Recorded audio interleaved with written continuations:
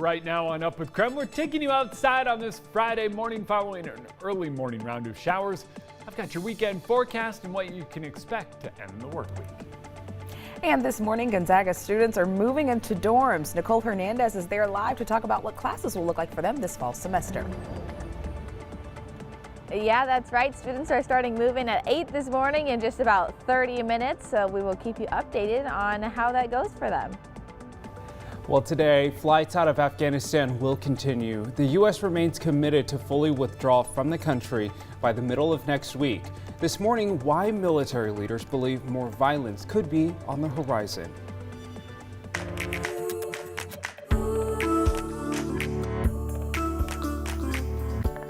Up with KREM begins now.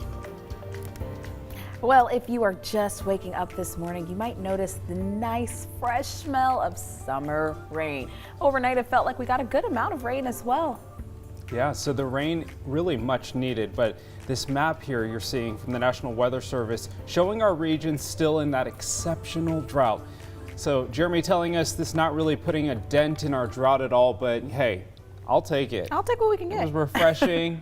Yeah. I'm sure my plants might have enjoyed it just a little bit.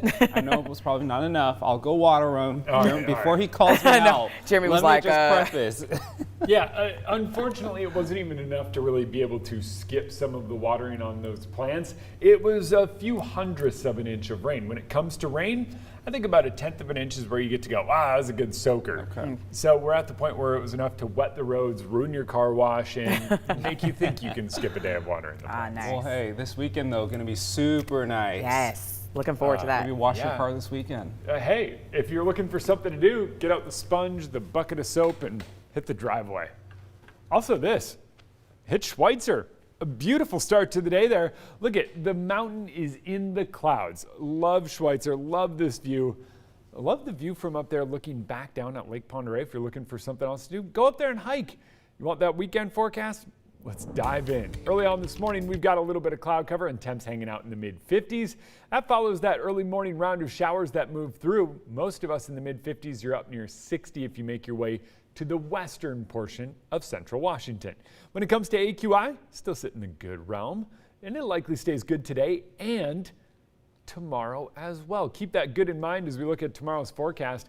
Right now, we've got some of those showers finally moving their way out of North Idaho, and it's winding down quickly. I think, Plummer, you get another quick brush of rain here as we move through the morning, but that is about it. A couple of lingering showers possible in parts of Montana and far off to the north today, but for the most part, it's a mix of clouds and sun taking us through the day as we build a ridge of high pressure in that takes over by the weekend. So today, it's a mix of clouds and sun. Temperatures climbing from the mid-50s to the mid to low 70s. It's a fantastic day if you're asking me, but if you're going, hey, I want more sun, more heat, and clean air.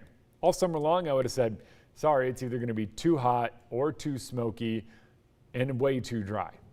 But this weekend, it's going to be perfect temps, tons of sunshine, and the icing on the cake is some clean air.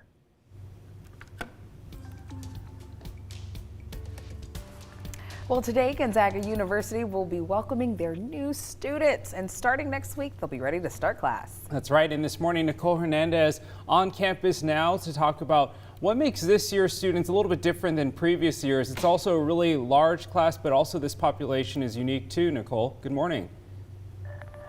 Yeah, definitely. Super unique population of students here. So Gonzaga, like you mentioned, it's a really big class as well. So they're welcoming the second largest class of first year students here in university history. So really exciting, a ton of students. It's a total of 1,330 students that are planning on coming here to Gonzaga for the first time as first year students. So very exciting for sure. They also, like you mentioned, are very unique. So they are the most geographically, racially, and ethnically diverse group of students that Gonzaga has ever seen. So they are all represented from 44 different states across the entire country. They also come from 11 different countries outside the U.S. The first year class also has the highest grade point average in class history. University leaders say this year's class is higher than expected because of an increase in out-of-state students. University leaders also announced earlier this month that all students and employees will have to wear masks inside. This is regardless of vaccination status. The school says on their website, though, that they do hope to relax those mask rules eventually. Gonzaga also said all students on campus will have to show proof of full COVID-19 vaccination before the start of the fall semester. All faculty also has to be fully vaccinated. And again, today is when that student fall orientation starts, and then classes are actually starting up on Tuesday, so students will have the weekend to kind of move in, settle in, and get ready for classes starting up next week. So if you're interested in more information about everything we know about Gonzaga Move-In and what classes will look like here, you can text the word ZAGS to 509-448-2000. We'll send you a link with all the information. Live in Spokane, I'm Nicole Hernandez. Flights and evacuations for those trying to get out of Kabul's airport are now leaving with a new urgency. Now, this follows 2 suicide bombings that targeted the thousands of desperate people fleeing the Taliban takeover. Officials now say that this attack has killed over 100 people and that it's the deadliest day for U.S. forces in Afghanistan since August of 2011, killing 95 Afghans and 13 U.S. soldiers. So let's take a look at where this is all happening. So this happened in the capital, Kabul. Pentagon spokesman John Kirby says 2 blasts were near the Abbey Gate on the civilian side of the airport. So now here's a map of where these 2 explosions happened. You can see the Abbey Gate and the Barron Hotel near the runway. The Abbey Gate is the main entryway into the international airport, and the Barron Hotel is used as a checkpoint as well as a staging area before going to that Abbey Gate. Thousands of Afghans are still hoping to leave by the Afghanistan area by August 31st, with many living in makeshift camps outside of the airport. Now, U.S. officials believe that attacks like the ones that happened yesterday are set to continue. The terror group ISIS-K has claimed responsibility. The Taliban controls the outer perimeter, and the U.S. has asked them to clamp down. General Frank McKenzie is overseeing the evacuation effort. We believe it is their desire to continue those attacks, and we expect those attacks to continue. We've told them you need to continue to push out the security perimeter. We've identified some roads that we would like for them to close because we assess the threat of a suicide-borne vehicle threat is high right now. So more than 100,000 people have been flown out of the country since August 14, including most of the 6,500 Americans who live there. It is 7:37, time for your morning rush. More news in less time. While home buyers looking to move to the Spokane Valley area, you might have a little bit more competition. Realtor.com says Spokane Valley made the top 50 list of hottest housing markets. The real estate website posted its annual report for 2021, and the zip code 99206, which of course is Spokane Valley, made number 46. So this includes Dishman, Millwood, and Trentwood areas. The coronavirus continues to hit Spokane hard, but new data shows the virus has made its way to our most vulnerable. The Spokane Health District released data that reports COVID-19 outbreaks at 8 different homeless shelters. If no one thought it was going to be for the next 18 months, 2 years, that we would be actively dealing with outbreaks and cases and restrictions and all this. So yeah, interesting to say the least.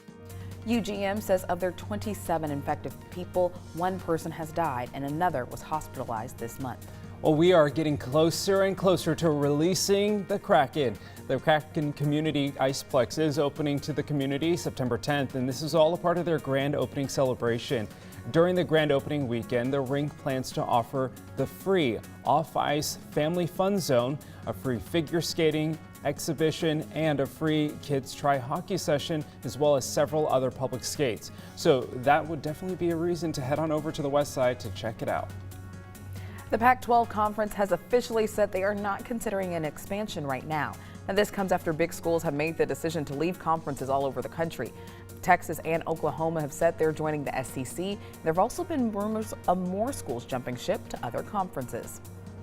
Well, that's your morning rush. More news in less time. Let us know what's happening in your neighborhood by using the hashtag #UpWithKREM on social media.